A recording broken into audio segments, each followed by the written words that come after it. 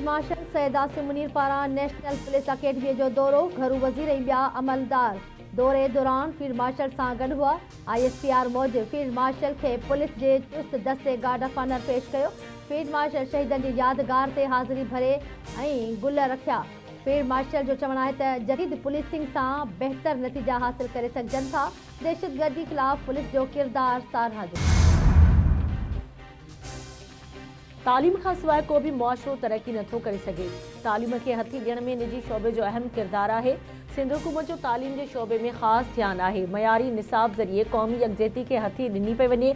सैयद मुराद अली शाह जो कराची में तक़रीब खे ख़िताब चयाईं, सिंध हुकूमत तालीम ताईं पहुच खे पंहिंजी पहिरीं तरजीह बणाए रही आहे। पब्लिक प्राइवेट पार्टनरशिप सां मयारी तालीम यकीनी बणाए सघिजे थी। दहशतगर्दी वधण जो वॾो कारण दहशतगर्दनि खे अफ़गानिस्तान मां वापसि आणणु हो। अफ़गानिस्तान मां हज़ारे माण्हुनि खे आणे पाकिस्तान में कंहिं आबाद कयो। अफ़गान मुहाजिरनि जी मेज़बानीअ जे नतीजे में क्लाशनकोफ, कल्चर ऐं दहशतगर्दी मिली। ख़ारिजनि जे मुकमल ख़ात्मे ताईं क़ौम सुख सां न वेहंदी। वज़ीर आज़म शहबाज शरीफ़ जो इस्लामाबाद में तक़रीब खे ख़िताब चयाईं, दोहा मुआहदे बावजूदि अफ़गान सरज़मीन दहशतगर्दीअ लाइ इस्तेमालु थी रही आहे। TTP ऐं BLA खे हिंदुस्तान जी सपोर्ट हासिल आहे। फ़ैसिलो थियणु घुरिजे त अफ़गानिस्तान पुरअमन तरीक़े सां रहणु चाहे थो या न। अफ़गान हुकूमत खे का दिलचस्पी नाहे त घटि में घटि पंहिंजे अवाम जो ख़्यालु रखे। गुल प्लाज़ा जा 2 फ्लोर क्लियर, हेल ताईं 24 लाश बरामद। 83 लापता माण्हुनि जी ॻोल्हा जारी। 20 ॼणनि जी सुञाणप कई। DC ॾखण जो चवणु आहे त 2 ऐं 3 फ्लोर में दाख़िल थियण जी कोशिश करे रहिया आहियूं। पुलिस सर्जन डॉक्टर सुमैया जो चवणु आहे त 14 लाशनि जा नमूना हासिल कया आहिनि, जिन मां 7 लाशनि जी सुञाणप कई वई आहे। लाशनि जी सुञाणप लाइ 48 माण्हुनि जा सैंपल वरिता विया आहिनि। गुल प्लाज़ा में रेस्क्यू ऑपरेशन जारी, मलबो हटायो पियो वञे। छित तां गाॾियूं ऐं मोटरसाइकिलूं लाथियूं वयूं, मालिकनि हवाले कयूं वयूं। लाशनि जा DNA नमूना हासिल करे लेबोरेटरी उमाणिया विया। DIG ॾखण जो चवणु आहे त हेल ताईं 20 लाशनि जी सुञाणप थी चुकी आहे। कोशिश हूंदी अॼु रेस्क्यू ऑपरेशन मुकमल कयो वञे। बाहि सबबि इमारत कमज़ोर थी वई। 40 सैकड़ो हिसो किरी चुको आहे। शहरी इमारत जे भरिसां न वञनि, किरण जो ख़तरो आहे।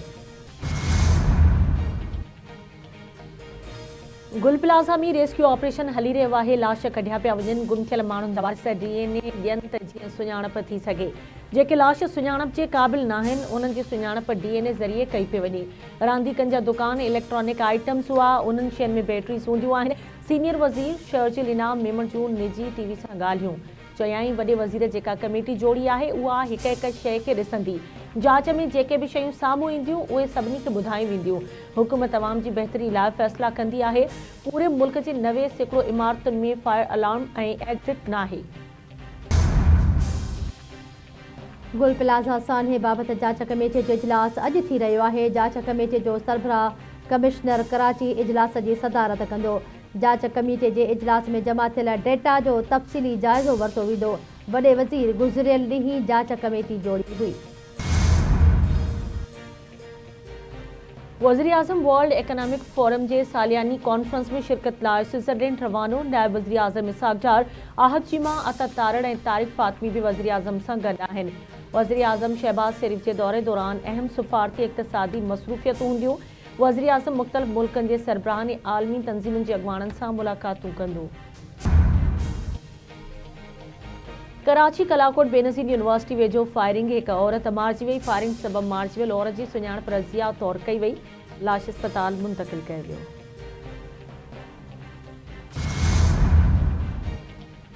कोयटा जे लियाकत बाज़ार में अचकज़ई प्लाज़ा खे बाहि लॻी वई। बाहि केतिरनि ई दुकाननि खे पंहिंजी लपेट में आणे छॾियो। फायर ब्रिगेड जो अमलो बाहि विसाइण जी कोशिशुनि में रुधल।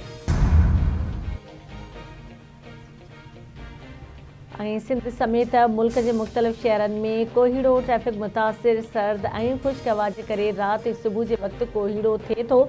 मैदानी इलाइक़नि में नज़र जी हद घटिजण सबबि मोटरवेज़ मुख़्तलिफ़ हंधनि तां बंदि।